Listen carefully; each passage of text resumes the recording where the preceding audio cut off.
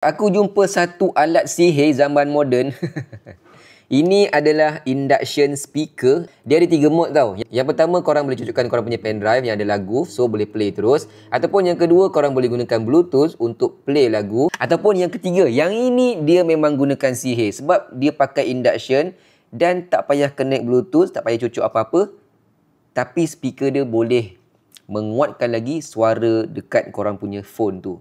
Aku tunjuk kat korang Mula-mula, korang kena tekan button on dekat sini. Tekan lama-lama untuk onkan dia. Dan lampu akan menyala macam ni. Power. Induction mode. Okey, sekarang dia dalam induction mode. Nak tukar mode, tekan saja button on ni. Sekali, dia akan tukar kepada Bluetooth mode. Tekan lagi sekali, dia akan kembali kepada induction mode. Bluetooth kita semua tahu dah macam mana cara dia berfungsi. Tapi induction mode ni yang aku nak tunjuk kat korang. Mula-mula korang buka dulu dia punya phone holder ni. Kat bawah ni. Kemudian korang ambil phone korang. Aku tak connectkan Bluetooth dengan dia Tak connect langsung Sekarang ni aku play satu lagu. Dekat sini.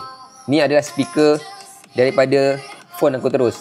Dan aku letakkan sahaja phone aku ni dekat benda ni.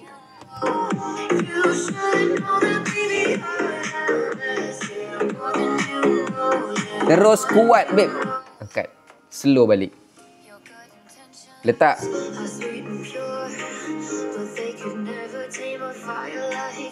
Angkat. Letak. Sah. Confirm benda ni ada sihir. So, kalau korang nak dapatkan dengan harga bawah RM50, korang boleh bawa benda ni ke mana-mana sahaja. Dia ada bagi juga satu kabel Type-C untuk charge kat sini. Dan mudah. Boleh letakkan phone, boleh dengar lagu. Lawa pun lawa. Nak tukar mode lampu dia ni, tekan saja button M kat sini. Untuk tekan dia punya lampu-lampu dia ni. Cantik-cantik. Nak tutup lampu dia, tekan M lama-lama supaya lampu dia tertutup.